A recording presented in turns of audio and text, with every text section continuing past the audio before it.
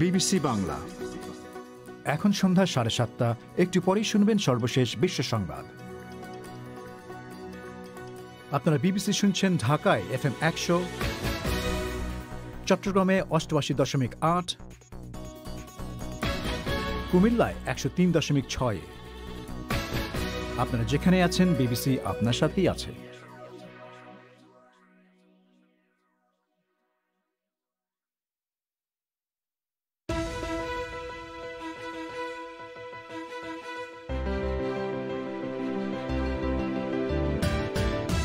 8 বছরের মধ্যে যুক্তরাষ্ট্রকে ছাড়িয়ে চীন হবে বিশ্বের 1 নম্বর অর্থনীতি। অন্যতম কারণ করোনা ভাইরাস প্যান্ডেমিক। সবচেয়ে ভালো সামলেছে চীন, ব্রিটেনে গবেষণা রিপোর্ট। বাংলাদেশে চলচ্চিত্রের দৃশ্যে পুলিশকে হেয় করার অভিযোগে পরিচালক ও অভিনেতা গ্রেপ্তার নিয়ে চলচ্চিত্র শিল্পের প্রতিক্রিয়া কি?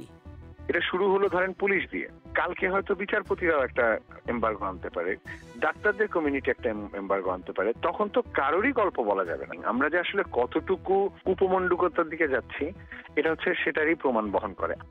রয়েছে শ্রোতাদের সরাসরি অংশগ্রহণে ফোন ইন। এসব নিয়ে শুরু হচ্ছে বিবিসি বাংলার আজকের প্রবাহ।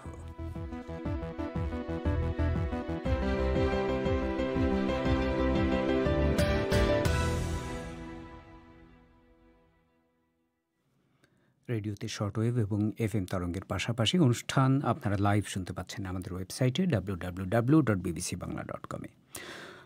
আজকের প্রবাহে আপনাদের স্বাগত জানাচ্ছি শাকিল আনোয়ার। শুরুতে আপনাদের আরেকবার মনে করিয়ে দিচ্ছি যে আজকের প্রবাহে রয়েছে শ্রোতাদের সরাসরি অংশগ্রহণে ফোন ইনের বিষয়টি জানিয়ে দিচ্ছি।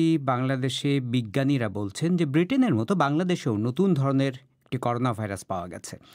এই ভাইরাসের বিস্তার ঠেকাতে বাংলাদেশে কর্তৃপক্ষ ইতিমধ্যে কিছু ব্যবস্থাও নিয়েছে, কিন্তু এ থেকে নিজেকে এবং পরিবারকে রক্ষা করতে আপনি কি করতে পারেন? এ প্রশ্নে ফোন ইন কিছুক্ষণ পর। তার আগে অন্যান্য দু একটি প্রসঙ্গ। 2028 সালের মধ্যে যুক্তরাষ্ট্রকে টপকে চীন বিশ্বের 1 নম্বর অর্থনৈতিক শক্তি হতে চলেছে। ব্রিটেন ভিত্তিক স্বনামধন্য গবেষণা সংস্থা centre for economics and business research এই পূর্বাভাস দিয়েছে। সংস্থাটি বলছে, আগে যা ধারণা করা হচ্ছিল তার চেয়ে 5 বছর আগেই চীনা অর্থনীতি মার্কিন অর্থনীতিকে ছাড়িয়ে যাবে। বলা হচ্ছে, করোনা ভাইরাস প্যান্ডেমিক চীনা অর্থনীতির প্রবৃদ্ধিকে সাহায্য করছে। গবেষণা রিপোর্টটি দেখেছেন সহকর্মী পুলক গুপ্ত। তিনি এখন টেলিফোনে আমার সাথে যোগ দিচ্ছেন। পুলক, 2028 সালের মধ্যে চীনা অর্থনীতি 1 নম্বর অর্থনীতি হবে বিশ্বের অর্থনীতিতে 8 বছরের ভেতরেই। তো যে গবেষণা রিপোর্টটি এই পূর্বাভাস দিয়েছে, কি বলছে কি তারা আসলে? তারা যেটা বলছে শাকিল, যে 1 বছর আগেও মনে করা হচ্ছিল যে অর্থনীতির আকারের দিক থেকে চীন 2033 সাল নাগাদ যুক্তরাষ্ট্রকে ছাড়িয়ে যাবে। তো এই centre for economics and business research বা CEBR নামের যুক্তরাজ্য ভিত্তিক এই প্রতিষ্ঠানটি এখন বলছে যে আগে তারা যে পূর্বাভাস দিয়েছিল আসলে তার 5 বছর আগেই এটা ঘটে যাবে। এবং CEBR এর ডেপুটি চেয়ারম্যান ডগলাস ম্যাকউইলিয়ামস বলছেন যে চীনের অর্থনীতিতে দ্রুত গতিতে প্রবৃদ্ধি হচ্ছে এবং 2025 সালে তাদের যে বর্তমান যে 5 সালা পরিকল্পনা সেটার মধ্যেই তারা একটা উচ্চ আয়ের অর্থনীতিতে পরিণত হবে। এবং 1 বছর আগেও যেটা মনে করছিলেন তার 5 বছর আগেই তারা যুক্তরাষ্ট্রকে ছাড়িয়ে যাবে। বৈশ্বিক অর্থনীতিতে চীনের অংশ 2000 সালে ছিল 3.6%, সেটা এখন বেড়ে 17.8% হয়েছে। আগামীতে এটা আরো বেড়ে যাবে এবং 2023 সাল নাগাদ চীন একটি উচ্চ আয়ের দেশে পরিণত হবে, যখন তার মাথাপিছু আয় হবে $12,536 বেশি। তবে এটা বলা দরকার যে তখনও চীনের জীবনযাত্রার মান যুক্তরাষ্ট্র বা পশ্চিম ইউরোপের দেশগুলোর চাইতে অনেক নিচুতে থাকবে। তো পুলক, এই যে এখন এমন একটা সময় এই পূর্বাভাস দেওয়া হচ্ছে যখন করোনা ভাইরাস প্যান্ডেমিক চলছে, সারা পৃথিবীর অর্থনীতিতেই এক ধরনের স্থবিরতা দেখা যাচ্ছে, তো কেন আগের ধারণার চেয়ে আপনি যেটা বলছিলেন 5 বছর আগেই চীন যুক্তরাষ্ট্রের অর্থনীতিকে ছাড়িয়ে যাবে, কারণ কি বলা হচ্ছে?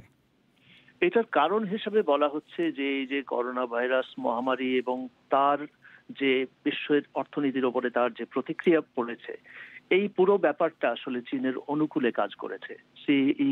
CEBR বলছে যে করোনা ভাইরাস সংকটটা চীন যেভাবে সামাল দিয়েছে তার ফলে তাদের অর্থনীতি যুক্তরাষ্ট্রের আগেই এই সংকটটা কাটিয়ে উঠেছে এবং সে কারণে চীনের অর্থনীতিতে এই 2020 সালেই 2% প্রবৃদ্ধি হবে। মানে যে কয়েকটি দেশে প্রবৃদ্ধি হবে এই বছর শেষে, তার মধ্যে চীন হচ্ছে সবচেয়ে শক্তিশালী দেশগুলোর অন্যতম। আর অন্যদিকে যুক্তরাষ্ট্রের অর্থনীতিতে এই বছরে 5% সংকোচন ঘটবে বলে ধারণা করা হচ্ছে। তো সুতরাং চীনের সঙ্গে তার যে বৃহত্তম প্রতিদ্বন্দ্বী যুক্তরাষ্ট্র, তার অর্থনৈতিক আয়তনের ক্ষেত্রে যে ব্যবধান সেটা কমে আসবে। এবং এই কেন্দ্রটি বলছে যে যদিও মার্কিন যুক্তরাষ্ট্রের অর্থনীতি আগামী বছরই আবার জোরালোভাবে ঘুরে দাঁড়াবে বলে তারা মনে করছে, কিন্তু চীনের অর্থনীতিতে 2025 সাল পর্যন্ত প্রবৃদ্ধি ঘটবে গড়ে 5.7% করে। এর ফলেই যেটা হবে যে আগামী 2028 সালের মধ্যে, অর্থাৎ এই দশক শেষ হওয়ার আগেই, যুক্তরাষ্ট্রকে পেছনে ফেলে দেবে চীন এবং তারাই পৃথিবীর সবচাইতে বড় আয়তনের অর্থনীতির দেশ হয়ে উঠবে। পুলক, আপনাকে ধন্যবাদ। বলছিলেন সহকর্মী পুলক গুপ্ত। বাংলাদেশে একটি চলচ্চিত্রের দৃশ্যে পুলিশকে হেয় করার অভিযোগে দায়ের করা মামলায় একজন পরিচালক এবং অভিনেতা গ্রেপ্তার এবং তাদেরকে কারাগারে পাঠানোর ঘটনা নিয়ে চলচ্চিত্র জগতে মিশ্র প্রতিক্রিয়া তৈরি হয়েছে। একজন পরিচালক এবং একজন গবেষক বিবিসিকে বলেছেন যে চলচ্চিত্রের সংলাপের জন্য গ্রেপ্তারের এই ঘটনা নজিরবিহীন। তারা দুজনেই মনে করছেন যে নাটক, সিনেমা কিংবা সাহিত্যে পুলিশের চরিত্র নিয়ে স্বাধীনভাবে কাজ করা এখন কঠিন হয়ে উঠতে পারে। তবে ঢাকার চলচ্চিত্র পরিচালক সমিতির একজন শীর্ষ নেতা এবং একজন অভিনেত্রী বলেছেন যে এটি একটি বিচ্ছিন্ন ঘটনা। শুনুন ঢাকা থেকে রাকিব হাসনাতের পাঠানো রিপোর্ট। নবাব এলএলবি নামের একটি চলচ্চিত্রের অর্ধেক অংশ আই থিয়েটার নামের একটি অ্যাপে মুক্তি দেওয়া হয়েছে গত 16 ডিসেম্বর। প্রচলিত নিয়ম অনুযায়ী সেন্সর বোর্ড থেকে সিনেমাগুলোকে সেন্সর সার্টিফিকেট নেয়ার বিধান থাকলেও এ সিনেমাটির ক্ষেত্রে তা হয়নি অ্যাপে মুক্তি দেওয়ার কারণে। কিন্তু সেখানে একটি দৃশ্যে অশ্লীল ভাষা প্রয়োগের কারণে পর্নোগ্রাফি আইনের লঙ্ঘন হয়েছে বলে মনে করছে পুলিশ। তারই জের ধরে ওই সিনেমার পরিচালক ও একজন অভিনেতাকে আটক করা হয়েছে। কিন্তু এভাবে একজন পরিচালক ও অভিনেতাকে আটকের ঘটনাকে অনেকটা নজিরবিহীনই বলছেন তরুণ নির্মাতা ও লেখক আশফাক নিপুণ। আর্ট বা কালচার বা যেটাই বলি না কেন, আমরা তো শুধুমাত্র ফুল, লতা, পাতা, পাখি দিয়ে তো আর বানাতে পারবো না। আমাদের আশেপাশের পরিবেশ, আমাদের বাস্তবতা, আমাদের সবকিছু নিয়ে ছবি বানাতে হবে, গল্প বলতে হবে। এবং এই গল্প বলার ক্ষেত্রে যদি ডিফারেন্ট কমিউনিটি এখন এসে যদি আমাকে এমবার্গো দেওয়ার চেষ্টা করে যে আপনি এই ধরনের কিছু করতে গেলে আমাদের পারমিশন নিতে হবে, অথবা আমাদের যদি পছন্দ না হয় তাহলে আপনাকে আমরা জেলে পাঠিয়ে দিতে পারবো, এটা খুবই অ্যালার্মিং। এটা শুরু হলো ধরেন পুলিশ দিয়ে, কালকে হয়তো বিচারপতিরাও একটা এমবার্গো আনতে পারে, ডাক্তারদের কমিউনিটি একটা এমবার্গো আনতে পারে। তখন তো কারোরই গল্প বলা যাবে না। আমরা যে আসলে কতটুকু উপমণ্ডুকতার দিকে যাচ্ছি, এটা হচ্ছে সেটারই প্রমাণ বহন করে।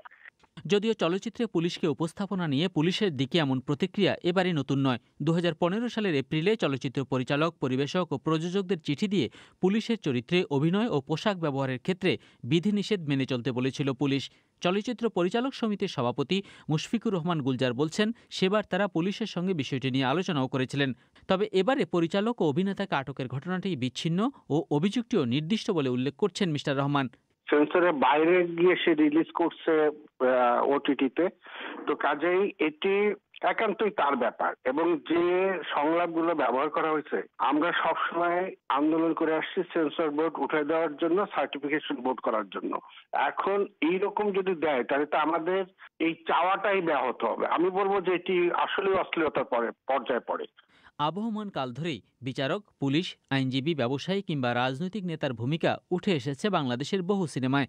কখনো নায়ক, কখনো ভিলেন হয়েছেন এসব চরিত্রে অভিনয় করা অভিনেতারা। কিন্তু বাংলাদেশের সংলাপের জন্য কাউকে কখনো হেনস্থা হওয়ার উদাহরণ খুব একটা পাওয়া যায় না। তবে অভিনেত্রী ও চলচ্চিত্র সেন্সর বোর্ডের সদস্য অরুণা বিশ্বাস বলছেন, এবারের ঘটনাকে এভাবে বিশ্লেষণের কোনো সুযোগ নেই, কারণ এখানে এমনভাবে অশ্লীলতা এসেছে যা সমাজের সাথেই সঙ্গতিপূর্ণ নয় বলেই মনে করেন তিনি। আমাদের দেশের দেশপ্রেমের বহু ছবি আছে, বহু উদাহরণ আছে দেশপ্রেমের উপর, পুলিশের নির্যাতনের উপর বহু ছবি আছে। কিন্তু এই ধরনের অশ্লীল, অশ্রাব্য কথা বলা, আমরা সমাজে বাস করি, আমাদের পরিবার নিয়ে বাস করি, এই ধরনের কথা বলার আমি মনে করি না এটা খুব যৌক্তিকতা আছে। আমি ভাই এটা একেবারেই আমি সমর্থন করি না। চলচ্চিত্র গবেষক ও লেখক ডক্টর তপন বাগচি অবশ্য বলছেন, শিল্প সংস্কৃতিতে সমাজের ক্ষত তুলে ধরা হয়, তাই পুরো বিষয়টিকে শিল্প হিসেবেই দেখতে হবে। যদি এরকম ঘটনা ঘটে যা প্রচলিত আইনের বিপক্ষে, সেখানে আইনানুগ প্রতিবাদ করা যেতে পারে, সেখানে সংশোধনের জন্য চিঠি দেওয়া যেতে পারে, সেন্সর বোর্ড থেকে নোটিশ দেওয়া যেতে পারে। এরকম কিছু আইনি প্রক্রিয়ার মধ্য দিয়ে তারপরে তার একটি ফয়সালা হতে পারে। সরাসরি গ্রেপ্তার করাটা শিল্প সংস্কৃতির ক্ষেত্রে শুধু চলচ্চিত্র নয়, আমি সাহিত্যের কথাও বলবো, সঙ্গীতের কথাও বলবো। এর আগে গান নিয়েও ঘটনা ঘটেছে, শরীয়ত বাউল গ্রেপ্তার হয়েছেন। এই বিষয়গুলোর শুধু চাপ নয়, একেবারে থামিয়ে দেয়া বা প্রতিবন্ধকতার দিকে নিয়ে যেতে পারে, এটি আমার শুভ উদ্যোগ মনে হয় নাই। মিস্টার বাগচি বলছেন, সিনেমা সমাজের নেতিবাচক দিকগুলোকেই তুলে ধরে এবং সঙ্গত কারণেই পুলিশের সেসব চরিত্রগুলি বেশি দেখা যায়। এটিকে শিল্প হিসেবে বিবেচনা না করে পাল্টা ব্যবস্থা নিলে সেটি সিনেমা নির্মাণ শিল্পকেই এবং সব মিলিয়ে মানুষের মত প্রকাশের স্বাধীনতাকেই বড় ধরনের চাপে ফেলবে বলে মনে করেন তিনি। রাকিব হাসনাত। ফোন ইন একটু পরে, তার আগে সংক্ষিপ্ত বিশ্ব সংবাদ পুলক গুপ্তের কাছে। আফগানিস্তানের রাজধানী কাবুলে একাধিক বিস্ফোরণে জনমনে চরম আতঙ্ক তৈরি হয়েছে। জানা গেছে নিরাপত্তা বাহিনীর 2 জন সদস্য এতে মারা গেছে। সরকারি কর্মকর্তারা জানিয়েছেন যে 3 ঘন্টার মধ্যে 4টি বিস্ফোরণ হয়। বিস্ফোরণে অনেকগুলো বাড়ি, দোকান এবং গাড়ি বিধ্বস্ত হয়েছে। গত কয়েক সপ্তাহে কাবুলে নিরাপত্তা বাহিনী এবং রাজনীতিকদের লক্ষ্য করে অনেকগুলো বোমা এবং রকেট হামলা হয়েছে। সরকার এজন্য তালিবানকে দায়ী করছে, যদিও ইসলামিক স্টেট কিছু হামলার দায় স্বীকার করেছে। সদ্য শনাক্ত নতুন ধরনের এক করোনা ভাইরাসের সংক্রমণ ঠেকাতে ইংল্যান্ডে আজ থেকে নতুন নতুন জায়গায় কড়া বিধিনিষেধ আরোপ করা হয়েছে। ফলে আরও 60 লাখ মানুষকে বিধিনিষেধের আওতায় আনা হলো। স্কটল্যান্ড, ওয়েলস এবং উত্তর আয়ারল্যান্ডে লকডাউন শুরু হয়েছে। ব্রিটিশ স্বাস্থ্যমন্ত্রী ম্যাট হ্যানকক সতর্ক করেছেন যে যেভাবে সংক্রমণ বাড়ছে তাতে এই বিধিনিষেধ কয়েক মাস ধরে চলতে পারে। ব্রিটেনে করোনা ভাইরাসে মৃতের সংখ্যা 70,000 ছাড়িয়ে গেছে। ভারত শাসিত কাশ্মীরের একটি আঞ্চলিক দল বলছে, স্থানীয় নির্বাচনের পর সরকার কমপক্ষে 75 জন রাজনীতিককে গ্রেপ্তার করেছে। দলটি বলছে, স্থানীয় রাজনৈতিক দলগুলোর একটি মোর্চা নির্বাচনে জেতার পর সরকার বিরোধী বিক্ষোভ চাঙ্গা হতে পারে, এই আশঙ্কা থেকে এই গ্রেপ্তার চলছে। ন্যাশনাল কনফারেন্স নামে এই রাজনৈতিক মোর্চার একজন মুখপাত্র বলছেন, এসব গ্রেপ্তার চালিয়ে কেন্দ্রীয় সরকার কার্যত জনগণের রায়কে অগ্রাহ্য করছে। জোর করে ধর্মান্তর নিষিদ্ধ করে ভারতের হিন্দু জাতীয়তাবাদী বিজেপি শাসিত মধ্যপ্রদেশ রাজ্যে একটি আইন অনুমোদিত হয়েছে। সমালোচকরা বলছেন যে রাজ্যের মুসলিম সম্প্রদায় এই আইনের মূল টার্গেট। রাজ্য সরকারের মন্ত্রিসভায় পাশ হওয়া আইনে জোর করে ধর্মান্তর করার অপরাধে 10 বছর পর্যন্ত কারাদণ্ডের বিধান রাখা হয়েছে। কট্টর হিন্দু গোষ্ঠীগুলো দাবি করছে যে মুসলিম পুরুষরা ধর্মান্তর করার উদ্দেশ্যে হিন্দু মেয়েদের নানা ছলে বিয়ে করে। কট্টর হিন্দুরা এর নাম দিয়েছে লাভ জিহাদ। শীতল যুদ্ধের সময়কার অন্যতম কুখ্যাত গুপ্তচর জর্জ ব্লেক মস্কোতে মারা গিয়েছেন বলে রুশ মিডিয়ায় খবর বেরিয়েছে। তার বয়স হয়েছিল 98। মিস্টার ব্লেক ব্রিটিশ গুপ্তচর বাহিনীতে কাজ করলেও তিনি রাশিয়ার ডাবল এজেন্ট হয়ে কাজ করতেন। তাকে গ্রেপ্তার করে 1960 সালে লন্ডনে একটি কারাগারে পাঠানো হয়, কিন্তু 5 বছর পর কারাগার থেকে পালিয়ে তিনি রাশিয়ায় চলে যেতে সক্ষম হন। 1990 সালে বিবিসির সাথে এক সাক্ষাৎকারে জর্জ ব্লেক স্বীকার করেছিলেন যে শীতল যুদ্ধের সময় তিনি অন্তত 500 পশ্চিমা গুপ্তচরের সাথে বিশ্বাসঘাতকতা করেছিলেন। ভারতের পশ্চিমবঙ্গের ক্ষমতাসীন তৃণমূল কংগ্রেস এবং প্রধান বিরোধী দল হিন্দু জাতীয়তাবাদী বিজেপির কর্মী সমর্থকদের মধ্যে প্রতিনিয়তই কমবেশি সংঘর্ষ বাড়ছে রাজ্যের বিভিন্ন জায়গায়। আজও কলকাতায় বিজেপির নির্বাচনী কার্যালয়ের সামনে হাতাহাতি হয়েছে 2 দলের কর্মী সমর্থকদের মধ্যে।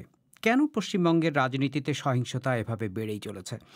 এ নিয়ে বিস্তারিত শুনবেন আমাদের রাতের অধিবেশন পরিক্রমায়। আপনারা বিবিসি বাংলা শুনছেন ঢাকায়, কুমিল্লায়, সিলেটে। আপনারা যেখানে আছেন বিবিসি বাংলা আপনার সাথেই আছে।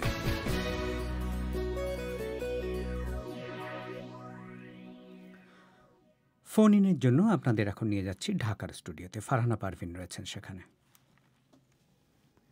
ধন্যবাদ শাকিল। ফোন ইনে আমাদের আজকের বিষয়, বাংলাদেশের বিজ্ঞানীরা বলছেন ব্রিটেনের মতো বাংলাদেশেও নতুন ধরনের করোনা ভাইরাস পাওয়া গেছে।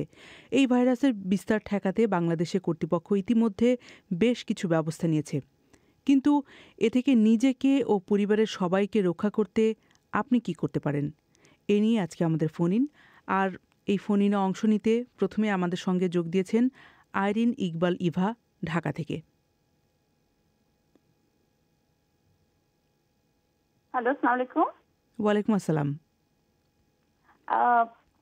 আমি অ্যাকচুয়ালি এখনো পর্যন্ত যে করোনা ভাইরাস ব্রিটেনের থেকে আসা যে সংক্রমণটা যেটা বাংলাদেশে আমাদের এখানে ধরা পড়েছে সেটা সম্পর্কে খুব কমই জেনেছি। কিভাবে প্রোটেকশন নিতে হবে আমি এখনো তেমন ভাবে জানিনি, কিন্তু পূর্ববর্তী করোনা ভাইরাসের জন্য যে WHO এবং আমাদের বিশেষজ্ঞ ডক্টররা যেভাবে আমাদেরকে পরামর্শ দিয়েছেন আমি সেই পদ্ধতিগুলোই মেনে চলার চেষ্টা করছি। হাত বারবার ধুচ্ছি, ড্রেস চেঞ্জ করছি, বাইরে থেকে এসে মাস্ক ব্যবহার করছি, হ্যান্ড গ্লাভস ব্যবহার করছি, শু বাইরে রেখে আসছি। আচ্ছা ইভা, আপনি কি বলছেন যে এটা মানে ব্রিটেন থেকে এসেছে নতুন ধরন, সেটাই বললেন আপনি? সেটার জন্য তো আমি নিজেকে নতুন করে কোনো কিছু নির্দেশনা পাইনি। যদি নির্দেশনা এরকম পাবো এখানে আপনাকে একটু সেটা করবো, কিন্তু এখন যেটা আমি করছি পূর্ববর্তী করোনা ভাইরাসের জন্য যে আমরা নির্দেশনাগুলো ডক্টরদের কাছ থেকে পেয়েছিলাম সেটাই মেনে চলছি এবং কম বাইরে যাওয়ার চেষ্টা করছি। অনেক ধন্যবাদ আপনাকে। আপনার একটু অবগতির জন্য জানাচ্ছি, সেটা হচ্ছে যে এই যে ভাইরাসের নতুন একটি ধরনের কথা বলছেন বিজ্ঞানীরা, সেটি যে ব্রিটেন থেকে এসেছেন সে ব্যাপারে এখনও নিশ্চিত করেননি, এবং ব্রিটেনে যেটি পাওয়া গেছে সেটি এবং বাংলাদেশের যে ধরনটি সেটি যে হুবহু মিল আছে তেমনটিও বলছেন না। এবং ডাক্তার এবং গবেষক যারা আছেন তারা বলছেন যে এই মুহূর্তে তাদের কারোরই কিছু করার নেই। আগের যেই নিয়ম, স্বাস্থ্যবিধি, হাত ধোয়া, সামাজিক দূরত্ব বজায় রাখা, মাস্ক পরা, সেগুলো তারা করতে বলছেন। অনেক ধন্যবাদ আপনাকে। আমাদের এবারে শ্রোতা উম্মে তুলি ঠাকুরগাঁও থেকে। আমরা সংযোগটি বিচ্ছিন্ন হয়ে গেছে। আমরা পরের শ্রোতার কাছে যাচ্ছি, কক্সবাজার থেকে হারুনুর রশিদ। আসসালামু আলাইকুম, আমি হারুনুর রশিদ বলতেছি কক্সবাজার থেকে। বলুন। হ্যাঁ, আমার কথাটা হলো যে করোনা ভাইরাসটা যে নতুনত্ব রূপ নিচ্ছে, এটা থেকে আমাদেরকে বিরত থাকার জন্য যতটা উপযুক্ত যে আমাদেরকেও ওই রকম নতুন প্রস্তুতি নিতে হবে আর কি। তো আমাদের বিশেষজ্ঞরা সর্বক্ষণিক চেষ্টা করে যাচ্ছে যে তাদের ভ্যাকসিন কিংবা প্রতিষেধক উৎপাদন করার জন্য, কিন্তু নতুনত্ব ভাইরাস হওয়ার কারণে তারা তাদের সফলতাটা বয়ে আনতে পারতেছে না। কেন আপনার এরকম মনে হলো? কেন আপনার মনে হলো সফলতা বয়ে আনতে পারছে না? কারণ ওই ভাইরাসটা যেহেতু নতুন এবং নতুনত্ব রূপ ধারণ করতেছে, যদি রূপটা ধারণ না করতো তাহলে হয়তো তারা তাদের প্রতিষেধক খুবই শীঘ্রই কিংবা তাড়াতাড়ি না হলেও কাজটা সফলের দিকে এগিয়ে যেতে পারতো। কিন্তু এখন যেহেতু ওই ভাইরাসটা নতুনত্ব রূপ নিচ্ছে, সেহেতু তাদেরকেও নতুন ভাবে আবার ওই ভাইরাসের প্রতিষেধক তৈরি করার জন্য চেষ্টা করতে হচ্ছে। না, এখানে একটা বিষয় সেটা হলো যে চেষ্টা করতে হচ্ছে এরকম না। গবেষকরা গতকালকেও বলেছেন যে ভাইরাসের চরিত্র এরকম যে বারবার ধরন পরিবর্তন করবে, এবং বর্তমানে যেই টিকা আবিষ্কার করা হয়েছে সেটি যদি ভাইরাসটি বড় ধরনের পরিবর্তন না হয় তাহলে এই টিকাতেই কাজ হবে। এখন যে বিষয়টি সেটি হলো যে আপনি কি করবেন, আপনি নিজেকে এবং পরিবারকে রক্ষা করতে আপনার করণীয় কি? হ্যাঁ, এই ক্ষেত্রে আমার করণীয় হচ্ছে যে ওই টিকাটা কিংবা রাষ্ট্রীয়ভাবে যতদিন পর্যন্ত মানুষকে স্বাভাবিক যে সেবাটা দিতে না পারে ততদিন পর্যন্ত আমাদেরকে যথোপযুক্ত সামাজিক দূরত্ব এবং ওই ভাইরাস থেকে দূরে থাকার জন্য, বেঁচে থাকার জন্য অর্থাৎ সব ধরনের নিয়ম কানুন মেনে চলতে হবে আর কি। ধন্যবাদ আপনাকে। আমাদের এবারের শ্রোতা তিনি মোহাম্মদ ফিরোজ কবির, তিনি ঠাকুরগাঁও থেকে। জি, যেহেতু ব্রিটেনে নতুন করে আবার করোনা ভাইরাস পাওয়া গেছে, সেহেতু কিন্তু বাংলাদেশের বিজ্ঞানীরা প্রমাণ করছে যে নতুন করে বাংলাদেশেও করোনা ভাইরাস হয়েছে। যেহেতু আমরা আগে থেকে করোনা ভাইরাসে সংক্রমিত, তারপরেও আবারও একটা নতুন ভাইরাস চলে আসছে, আবার সেটা করোনা ভাইরাস। যেহেতু আগেও করোনা ভাইরাসের কারণে বাংলাদেশে অনেকাংশ প্রতিষেধক বা অন্যান্য দেশ থেকে আনার চেষ্টা করতেছে বা আনার জন্য সিদ্ধান্ত নিয়েছে, যেহেতু আবার নতুন একটা ভাইরাস চলে আসছে, তাতে করে আরো রাষ্ট্রীয়ভাবে জোরদার করা আরো অন্যান্য দেশগুলোর ক্ষেত্রে বলতে চাই আমি যে এই প্রতিষেধকে যদি এই ভাইরাসটা আর কি কার্যকলাপ হয়, তো পরবর্তী ভাইরাসটা যেটা আসছে, যে ভাইরাসটা বর্তমানে নতুন শনাক্ত করছে, এই ভাইরাসটার জন্য কিন্তু আরো উচ্চমানের প্রতিষেধক দরকার হবে। আর আমি বলতে চাইবো এই ভাইরাস থেকে আমাদের পরিবারকে কিভাবে বাঁচতে হবে। যেহেতু বাংলাদেশে এখন একটু শীতটা একটু বেশি, যার কারণে কিন্তু ভাইরাসের ঝুঁকিটাও কিন্তু বেশি। এর প্রভাব থেকে আমাদেরকে বাঁচার জন্য অবশ্যই আমাদের পরিবারকে বারবার হাত দেওয়ার ব্যাপারটি এবং দূরত্বের ব্যাপারটি নিশ্চিত করতে হবে। যদি আমরা আমাদের পরিবারকে বারবার হাত দেওয়ার ব্যাপারটি নিশ্চিত করতে পারি এবং দূরত্বের বিষয়টি তাদের ভিতরে বুঝাতে পারি, তাহলে অবশ্যই মনে হয় আমরা সফল হবো। আর আমাদের পরিবারের যেটা বিশেষ করে খেয়াল করা দরকার, যেহেতু আমরা আমাদের পরিবারকে বাঁচাতে হবে, যার কারণে আমাদের বিষয়টি হলো যে পরিবারের কেউ বাইরে গেলে অবশ্যই তাদেরকে উন্নত মানের মাস্ক ব্যবহার করতে হবে। আর এই উন্নত মানের মাস্কই কিন্তু এখন ভাইরাসের 80% মুক্তি দিতেছে। যেহেতু আবার নতুন ভাইরাস আসলো বাংলাদেশে, তার কারণে কিন্তু আমরা অনেকে আতঙ্ক হয়ে পড়বো। কারণ এটা আতঙ্ক নয়, আমাদের উচিত অবশ্যই উন্নত মানের মাস্ক ব্যবহার করা। আর এই মাস্কে 80% আমাদেরকে মুক্ত রাখবে, যার কারণে বাংলাদেশের প্রতিটি পরিবারেই যদি এই পদক্ষেপটা নেয় তাদের নিজস্ব স্থান থেকে যে তারা তাদের পরিবারকে হাত দেওয়ার ব্যাপারটি বুঝতে পারছি। অনেক ধন্যবাদ আপনাকে। বাগেরহাট থেকে এবারে কথা বলবেন মুন্না আক্তার। হ্যালো, শুনতে পাচ্ছি, বলুন। হ্যাঁ, আমাদের দেশে যে করোনা ভাইরাসের দ্বিতীয় ওয়েভ শুরু হয়েছে, যার জন্য সরকার যে সতর্কতামূলক পদক্ষেপ নিয়েছে, তার পাশাপাশি আমাদের উচিত ব্যক্তিগত সতর্কতামূলক পদক্ষেপই বেশি দরকার। আর এটাই আমাদের সবচেয়ে মুখ্য ভূমিকা পালন করবে। এখানে যদি আমাদের পরিবারে যে সাবজেক্ট বা কর্তা থাকে, সে যদি সচেতন হয়, তাহলে আমাদের পরিবারের সবাই এই রোগের সংক্রমণ থেকে রক্ষা পাবে। কারণ সে যদি ঘরের বৃদ্ধ বা বাচ্চারা আছে তাদেরকে যদি বারবার হাত ধোয়ার কথা মনে করিয়ে দেয়, মাস্ক পরা, জনসমাগমে গেলে তাদেরকে জনসমাগম দেখলে তাদের এড়িয়ে যাওয়া, তাহলে আমরা এই রোগটা থেকে রেহাই পাবো। আর অন্যদিকে দেখা যাচ্ছে যে বাংলাদেশের সরকার যে পদক্ষেপটা নিয়েছে আসলে ইতিবাচক, যে প্রচার প্রচারণা চালাচ্ছে সরকারি মিডিয়া বা কর্মকর্তারা, কিন্তু তাতে আমি দেখছি যে গ্রামের অনেক মানুষই অনেকটা সচেতন। তারা দেখছি যে বাইরে গেলে মাস্ক পরছে। আসলে এইভাবে প্রত্যেকটা পরিবারই দেখছি এখন মাস্ক বা সুন্দরভাবে তাদের অন্যান্য বৃদ্ধ বা বাচ্চারা যারা আছে তাদেরও মাস্ক পরার অভ্যাসটা গড়ে তুলছে। এইভাবেই যদি গড়া হয় তাহলে প্রত্যেকটা একটা পরিবার যদি শুধরায়, পরিবার থেকে কিন্তু সমাজ সৃষ্টি, প্রত্যেকটা পরিবার যদি এরকম সুন্দরভাবে নিয়ম নীতি মেনে চলে, তাহলে আমি মনে করি না সরকারের বেশি কঠোরতামূলক পদক্ষেপ নেওয়ার কোনো প্রয়োজন আছে। যদি আমরা জনগণরা যদি সবাই সচেতন হই, সবাই যদি নিজ নিজ স্থান থেকে সচেতন হই, তাহলে আমি মনে করি করোনা ভাইরাসের দ্বিতীয় ওয়েভও আমরা ঠেকাতে যথেষ্ট ভূমিকা পালন করব। এবং আমরা প্রথম দিকে যে ধাপটায় পার করেছি সেখানে বাংলাদেশে বেশি প্রভাব ফেলেনি। আর আশা করছি যে দ্বিতীয় ওয়েভেও সেরকম পদক্ষেপ সেরকম প্রভাব ফেলবে না, কারণ আগের থেকে মানুষ অনেকটা সচেতন বা এই রোগ সম্পর্কে অনেকটা অবগত হয়েছে। অনেক ধন্যবাদ আপনাকে। ঠাকুরগাঁও থেকে উম্মেতুলি আবারও আমাদের সঙ্গে যোগ দিয়েছেন, বলুন আপনি। আমি ঠাকুরগাঁও সদর থেকে বলছি, উম্মেতুলি। বলুন। করোনা ভাইরাস দ্বিতীয় ঢেউকে ঠেকাতে হলে আতঙ্ক নয়, সতর্ক হতে হবে। বারবার সাবান পানি দিয়ে 20 সেকেন্ড ধরে হাতের তালু এবং উপর পৃষ্ঠে কবজি পর্যন্ত ধুতে হবে। এটা আপনার পরিবারে আপনি কি এটার চর্চা করছেন, আপনার ফ্যামিলি মেম্বারদের মধ্যে? জি, আমার পরিবারের সবাই সুস্থ এবং বাহিরে বের হলে মাস্ক পরিধান করা, বাইরে থেকে বাসার ভিতর আসলে হাত ধোয়ার জন্য সব সময় সাবান পানি বাহিরে রাখা আছে। অনেক ধন্যবাদ আপনাকে। এবার পঞ্চগড় থেকে আমাদের একজন শ্রোতা যোগ দিচ্ছেন, পিঙ্কি রানী। জি আপু, আদাব। আদাব। জি, আমি কথা বলতেছি পিঙ্কি রানী, জায়গির পাড়া, মারিয়া বোদা, পঞ্চগড় থেকে।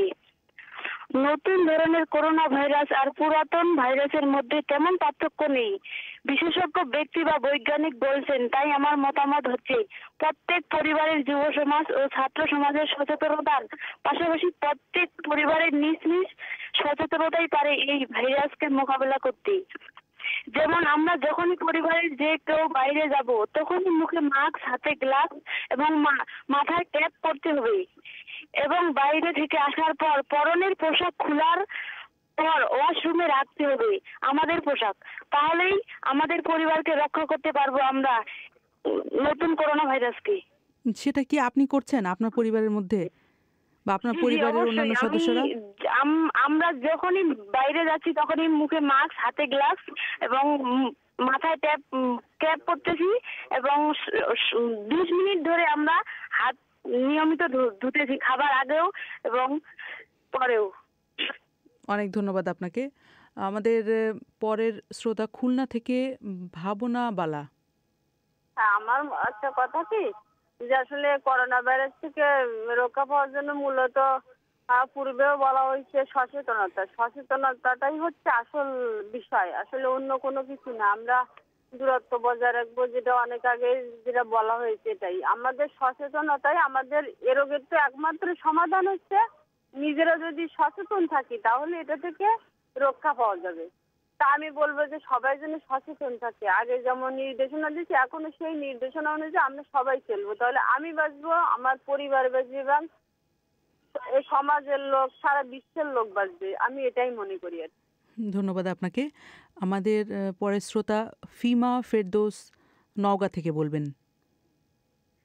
আমি মনে করি যে পূর্বের এবং বর্তমান দু ধরনের করোনা ভাইরাসের জন্য আমরা যে আগের নিয়মগুলো মানতাম সেগুলোই মানা উচিত, যেমন বাইরে গেলে হ্যান্ড স্যানিটাইজেশন ব্যবহার করা, মাস্ক পরিধান করা, প্লাস হ্যান্ড গ্লোভস ব্যবহার করা, তো এবং জনসমাগম এড়িয়ে চলা।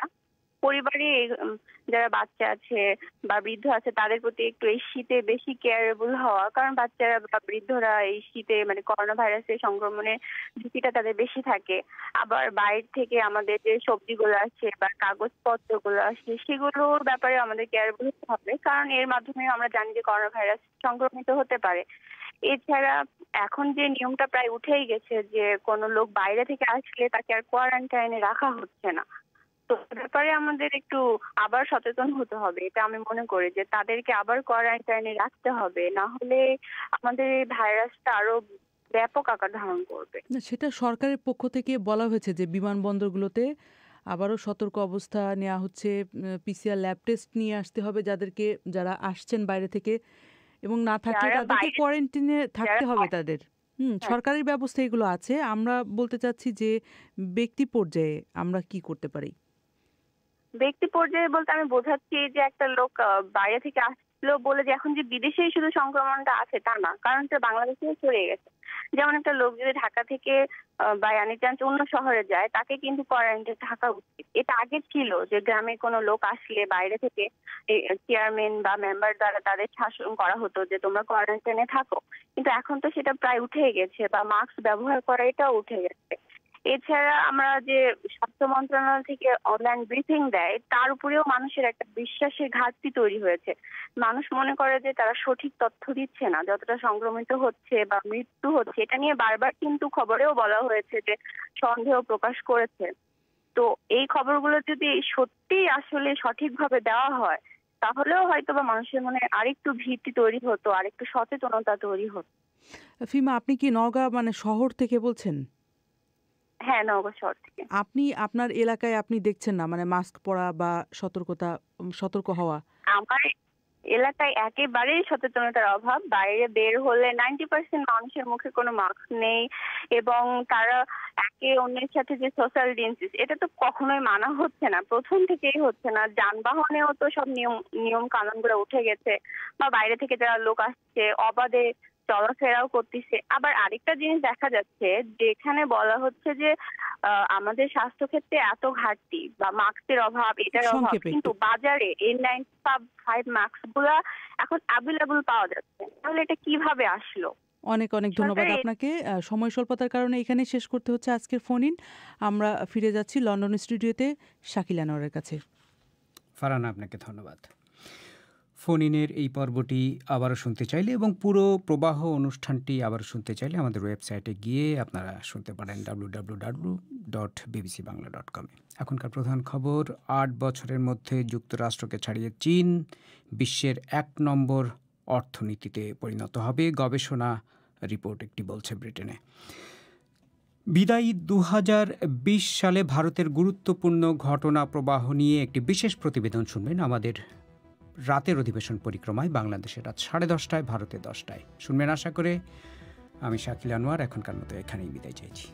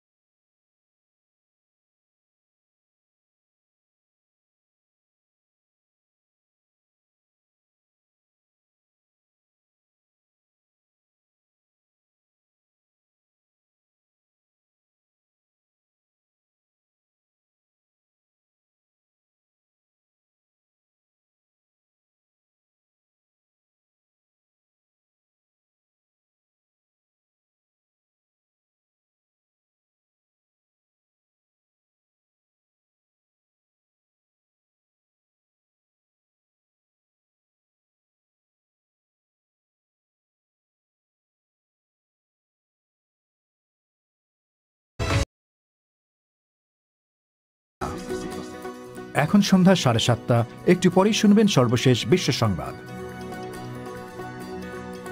আপনারা বিবিসি শুনছেন ঢাকায় FM 100, চট্টগ্রামে 88.8, কুমিল্লায় 103.6। আপনারা যেখানে আছেন বিবিসি